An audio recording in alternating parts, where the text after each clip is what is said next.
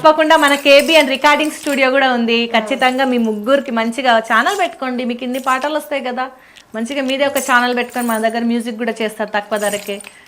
మీకంటే ఒక గుర్తింపు ఉంటది మీరున్న. సరే అక్కలు, సరే ఇంకో పాట పాడక్క పద్మక్క. ఓ బలార వెళ్ళి ఓ గంగడాలు పిల్ల నీ ఇంటి మంగళ పెంటనే ఓ బలార వెళ్ళి ఓ బలార వెళ్ళి ఓ గంగడాలు పిల్ల నీ ఇంటి మంగళ